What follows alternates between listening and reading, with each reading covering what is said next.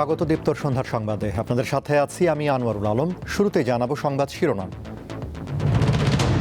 প্রয়াত সাবেক প্রধানমন্ত্রী খালেদা জিয়া সহ ১৫ ব্যক্তি ও ৫ প্রতিষ্ঠান পাচ্ছেন স্বাধীনতা পুরস্কার।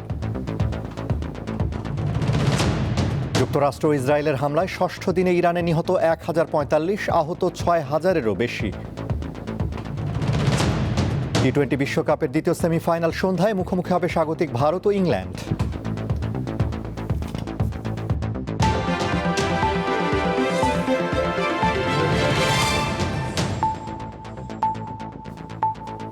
এবার বিস্তারিত।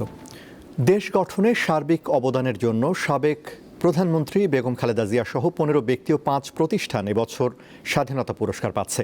বৃহস্পতিবার মন্ত্রিপরিষদ সভায় এ সিদ্ধান্ত গ্রহণ করা হয়।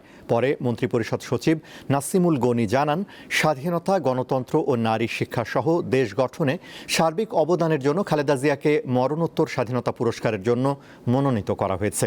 স্বাধীনতা পুরস্কার বাংলাদেশ সরকার প্রদত্ত সর্বোচ্চ বেসামরিক সম্মাননা। ১৯৭১ সালের স্বাধীনতা যুদ্ধের বীর শহীদদের স্মরণে ১৯৭৭ সাল থেকে প্রতি বছর স্বাধীনতা দিবসের প্রাক্কালে এই পুরস্কার প্রদান করা হয়। পুরস্কারপ্রাপ্ত ব্যক্তি বা প্রতিষ্ঠানকে ১৮ ক্যারেট মানের ৫০ গ্রাম স্বর্ণের পদক, পদকের একটি রেপ্লিকা, ৩ লাখ টাকা ও একটি সম্মাননাপত্র দেওয়া হয়।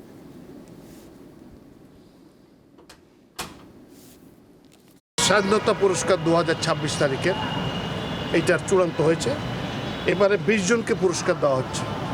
১ নম্বরে আছেন বেগম খালেদা জিয়া, মরণোত্তর স্বাধীনতা, গণতন্ত্র ও নারী শিক্ষা সহ দেশ গঠনের সার্বিক অবদানের জন্য। ২ নম্বর হচ্ছে ফৌজদার ক্যাডেট কলেজ, মুক্তিযুদ্ধে সবচেয়ে বেশি সংখ্যক সদস্য দেওয়ার জন্য, যারা বীর উত্তম বিভিন্ন খেতাবে ভূষিত হয়েছেন। আগামী ১৮ মার্চ সাধারণ ছুটি ঘোষণার সিদ্ধান্ত নিয়েছে সরকার। দুপুরে সচিবালয়ে প্রধানমন্ত্রী তারেক রহমানের সভাপতিত্বে মন্ত্রিসভার নিয়মিত বৈঠকে এ বিষয়ে সিদ্ধান্ত হয়। এর ফলে আগামী ১৭ থেকে ২৩ মার্চ পর্যন্ত টানা ৭ দিন ঈদের ছুটি ভোগ করতে পারবেন চাকুরিজীবীরা। এবার চাঁদ দেখা সাপেক্ষে ২১ মার্চ পবিত্র ঈদ উল ফিতর হতে পারে। সম্ভাব্য এই তারিখ ধরে আগেই ৫ দিনের ছুটির তারিখ নির্ধারণ করে রেখেছিল জনপ্রশাসন মন্ত্রণালয়। এর সঙ্গে ১৭ মার্চ শবে কদর ও ১৮ মার্চ নির্বাহী আদেশে ছুটি মিলছে। মন্ত্রিসভার বৈঠকে ঈদের ছুটি ছাড়াও আগামী ১২ মার্চ সংসদের প্রথম অধিবেশনের প্রস্তুতি নিয়েও আলোচনা হয় বলে জানা গেছে।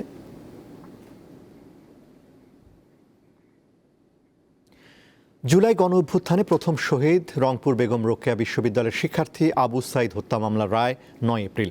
বৃহস্পতিবার আন্তর্জাতিক অপরাধ ট্রাইব্যুনাল ২ এর চেয়ারম্যান বিচারপতি নজরুল ইসলাম চৌধুরীর নেতৃত্বে গঠিত ৩ সদস্যের বেঞ্চ রায়ের তারিখ ঠিক করে।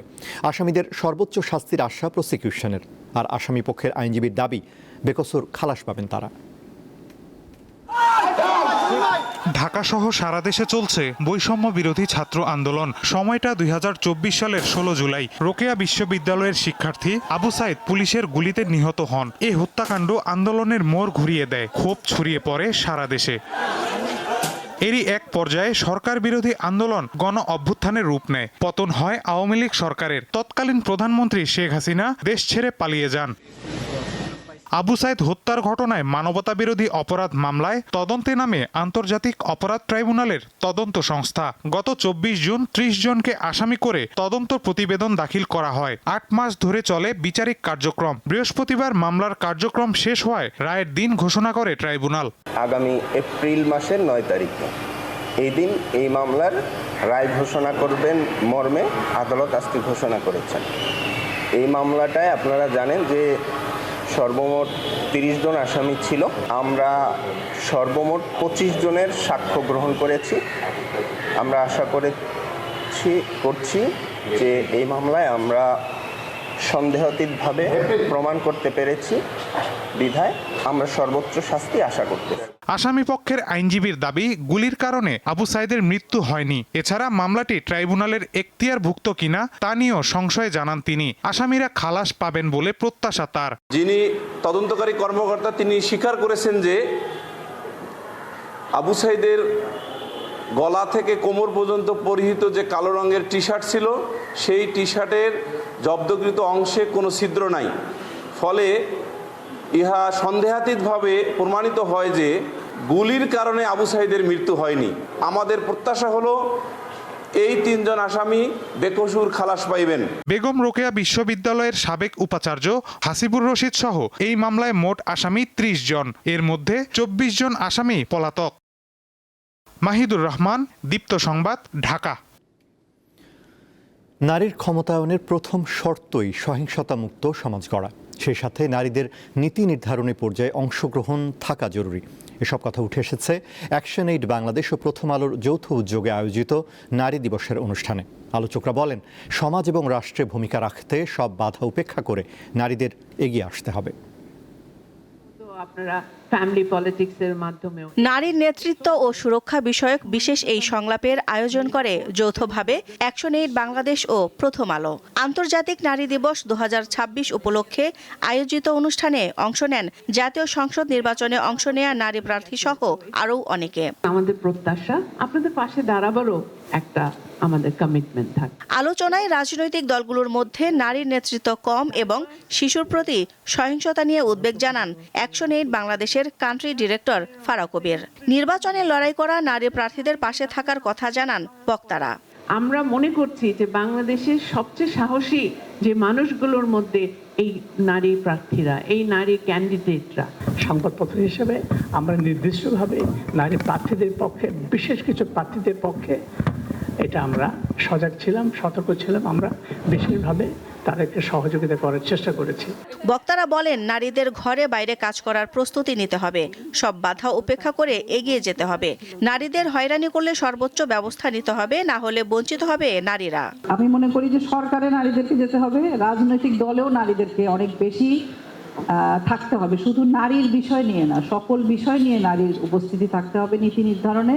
এনি পার্সন, সে যেই লেভেলেরই হোক না কেন, সে যদি কোনো ধরনের সোশ্যাল বা সাইবার বুলিং করে, তার বিরুদ্ধে সর্বোচ্চ ব্যবস্থা নিতে হবে। নীতি নির্ধারণী পর্যায়ে নারীদের থাকা জরুরি উল্লেখ করে বক্তারা বলেন, জাতীয় নির্বাচনে ব্যালটের মাধ্যমে জবাব দিয়েছে 52% নারী ভোটার। দলগুলো যারা নারীদেরকে মনোনয়ন দেয় না, যারা অর্গানিক নারী পলিটিশিয়ানদের জন্য কোনো জায়গা রাখে না, তাদেরকেও আপনারা ভোট দেবেন না। মনোনয়ন প্রক্রিয়া, দলের ভিতরে সিদ্ধান্ত গ্রহণ এবং রাষ্ট্রের যে নীতি নির্ধারণী পর্যায়, এই জায়গাগুলোতে নারীর উপস্থিতি কেমন, অ্যাকচুয়ালি সিদ্ধান্ত গ্রহণ প্রক্রিয়ায় নারীর সংখ্যাটা কেমন। বক্তারা বলেন, রাজনৈতিক দলগুলো নারীদের মনোনয়ন দিতে চায় না, অথচ নারীদের ভোট ঠিকই চায় তারা। এই অবস্থার পরিবর্তন হওয়া প্রয়োজন বলে মত দেন তারা। অনেক নারী নেত্রী আমাদের দেশে আছে। দিলশা দানি, দীপ্ত সংবাদ, ঢাকা। এবারে আরএফএল ওয়ার্ড্রোব ঈদ বাজার।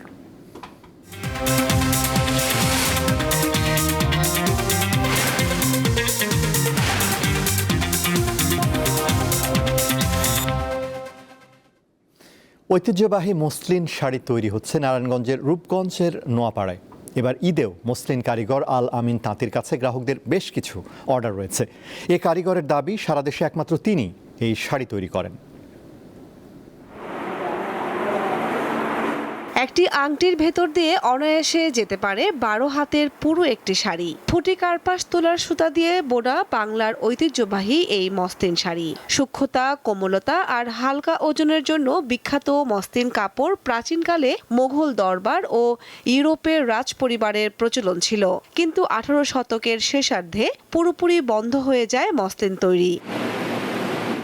হারিয়ে যাওয়া মসলিন শাড়ি ফিরিয়ে এনেছেন নারায়ণগঞ্জের রূপগঞ্জ উপজেলার নোয়াপাড়ার তাঁতি আল আমিন। 2014 সাল থেকে মসলিন শাড়ি তৈরির কাজ শুরু করেন তিনি। এই মসলিনের জন্য আমি অনেক একটা আশাবাদী যে অনেক আগে ইতিহাসটা চলে গেছে, আমাদের বাংলাদেশের ইতিহাস আবার ফিরে আসুক, এটা আমি চাই। তিনি জানান, শীতলক্ষ্যা নদীর আবহাওয়া মসলিন তৈরির জন্য উপযোগী। এই নদীর পাড়েই গড়ে উঠেছিল মসলিন তৈরির তাঁত। আমাদের নদীর আর্দ্রতা এই মসলিনের জন্য একটা প্রয়োজন, কারণ আমাদের নদী আগের মতো নাই, পানি নাই। আমাকে যদি একটা জমি দেওয়া হয়, চারপাশে যদি একটা পুকুর থাকে, পুকুরের মাঝখানে যদি একটা আমাকে কারখানা করে দেওয়া হয়, তো আশা করি আমি আগের যে মসলিন ওটা আমি ফিরে আনতে পারবো। মসলিন সাধারণত খুব পাতলা ও হালকা সুতি কাপড়, যা শুধুমাত্র হাতে বোনা হয়। হাফ সিল্ক, ফুল কটন এবং সিল্ক জামদানি মসলিনে ফুটিয়ে তোলা হয় নানা ডিজাইন। আলামিনের হাতে তৈরি প্রতিটি শাড়ির দৈর্ঘ্য 6 গজ এবং প্রস্থ 47 ইঞ্চি, ওজন প্রায় 250 গ্রাম।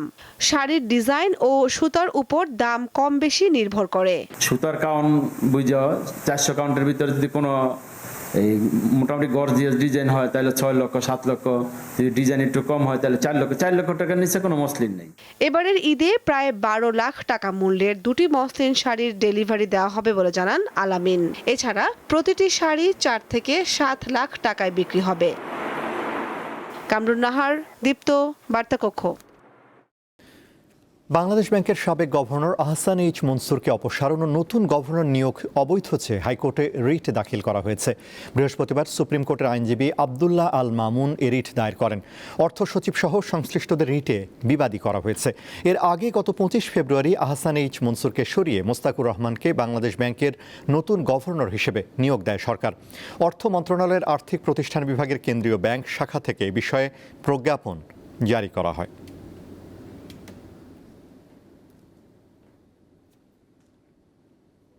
মধ্যপ্রাচ্যে যুক্তরাষ্ট্র, ইসরায়েল ও ইরানের মধ্যে সংঘাতের ঘটনায় আটকে পড়া বিমান বাংলাদেশ এয়ারলাইন্সের 28 ক্রু সহ 189 বাংলাদেশিকে নিয়ে বিশেষ ফ্লাইটটি ঢাকায় পৌঁছেছে। মধ্যপ্রাচ্যে চলমান সংঘাতে ফ্লাইট স্থগিত হওয়ায় সংযুক্ত আরব আমিরাতে দুবাইয়ে আটকা পড়েন তারা। তাদের গ্রহণ করতে বিমানবন্দরে অপেক্ষারত স্বজনরা বলেন, হঠাৎই যুদ্ধের পরিস্থিতি তৈরি হয় স্বজনরা উদ্বিগ্ন ছিলেন। যোগাযোগ করলে কিছুক্ষণ পরপরই মিসাইল হামলার খবর পাচ্ছিলেন। এতে পরিবার পরিজনরা আতঙ্কিত হয়ে পড়েন। ফেরত আসা ব্যক্তিদের পরিবার স্বজনদের অনেকে এই বিশেষ ফ্লাইটের কথা জানতে পেরে গভীর রাতেই বিমানবন্দরে চলে আসেন। এখানেই সারেন সাহারি।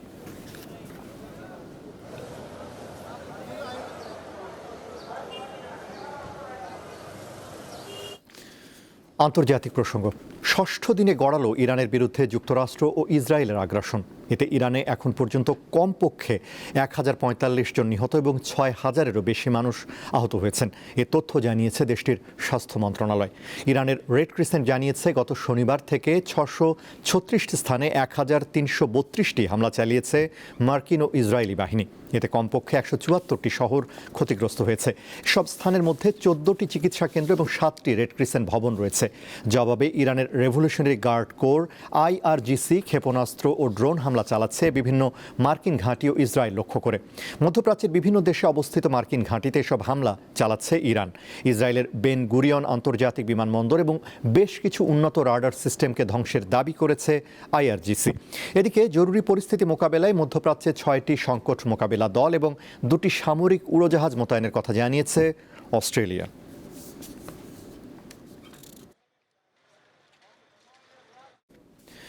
যুক্তরাষ্ট্রের সিনেটের সংখ্যাগরিষ্ঠ সদস্য প্রেসিডেন্ট ডোনাল্ড ট্রাম্পের ইরান অভিযানের পক্ষে সমর্থন জানিয়েছেন। অর্থাৎ সিনেটে ট্রাম্পের যুদ্ধ সংক্রান্ত সামরিক ক্ষমতা সীমিত করার জন্য আনা ওয়ার পাওয়ার্স প্রস্তাবটি পাশ হয়নি। বার্তা সংস্থা রয়টার্স জানায়, স্থানীয় সময় বুধবার সিনেটে ভোটাভুটিতে প্রস্তাবটির পক্ষে পড়েছে 47 ভোট এবং বিপক্ষে 53 ভোট। ফলে ট্রাম্পের বিদেশে সামরিক কর্মকাণ্ড সীমিত করতে চাওয়া আইন প্রণেতাদের জন্য এটি আরেকটি বড় ধাক্কা হয়ে দাঁড়ালো। একই সঙ্গে রিপাবলিকানদের মধ্যে প্রেসিডেন্টের সামরিক অভিযানের প্রতি সমর্থনও স্পষ্ট হলো। ভোটাভুটিতে দলীয় অবস্থানই মূলত প্রাধান্য পেয়েছে। অধিকাংশ ডেমোক্রেট প্রস্তাবটির পক্ষে ভোট দিলেও রিপাবলিকানরা এর বিপক্ষে অবস্থান নেন। এদিকে মার্কিন প্রতিনিধি পরিষদেও বৃহস্পতিবার এ ধরনের আরেকটি প্রস্তাবের উপর ভোট হওয়ার কথা রয়েছে। তবে ধারণা করা হচ্ছে সেখানেও এটি পাশের সম্ভাবনা খুবই ক্ষীণ।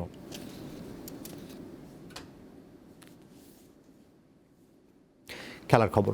টি-20 বিশ্বকাপের দ্বিতীয় সেমিফাইনালে সন্ধ্যায় স্বাগতিক ভারতের মুখোমুখি হবে ইংল্যান্ড। খেলা শুরু সন্ধ্যা 7:30টায়। টানা দ্বিতীয়বার ফাইনালে ওঠার সুযোগ বর্তমান চ্যাম্পিয়ন ভারতের সামনে। আইসিসি টি-20 র্যাঙ্কিংয়ের 1 নম্বর দল ভারত, ইংল্যান্ড আছে 2-এ।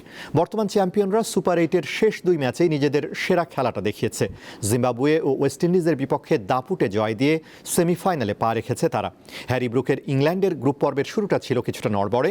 ওয়েস্ট ইন্ডিজের কাছে হারের পর নেপালের বিপক্ষে জিতেছে শেষ বলে। তবে শ্রীলঙ্কা, পাকিস্তান ও নিউজিল্যান্ডকে উড়িয়ে দিয়ে নিজেদের শক্তির জানান দিয়েছে 2বারের চ্যাম্পিয়নরা।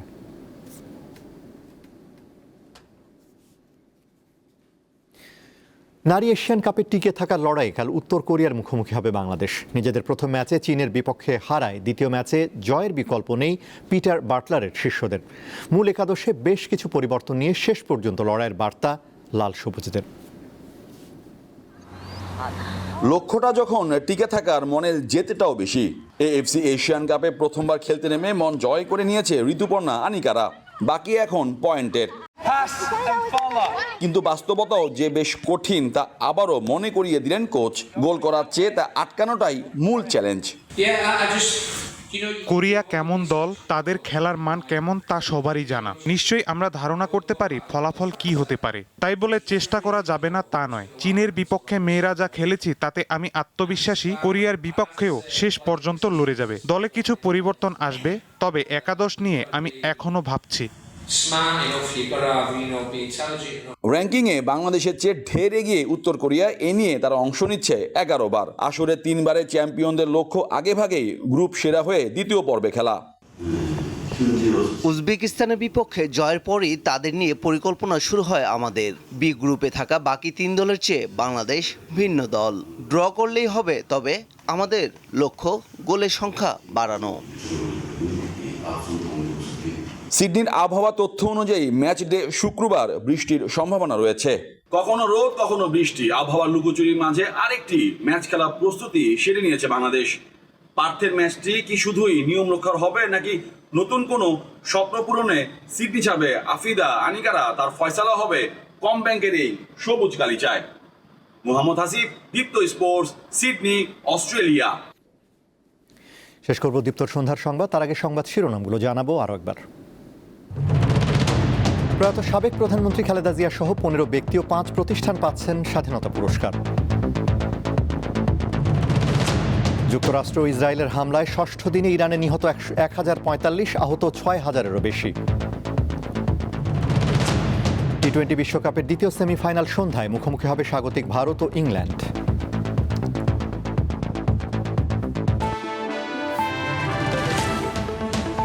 এই ছিল এখনকার মতো। আমাদের পরবর্তী দীপ্ত সংবাদ রাত 11টায় দেখার আমন্ত্রণ। এছাড়া আরও তথ্য বিনোদনের খবর পেতে যুক্ত থাকুন দীপ্তর ডিজিটাল প্ল্যাটফর্মগুলোতে। ধন্যবাদ।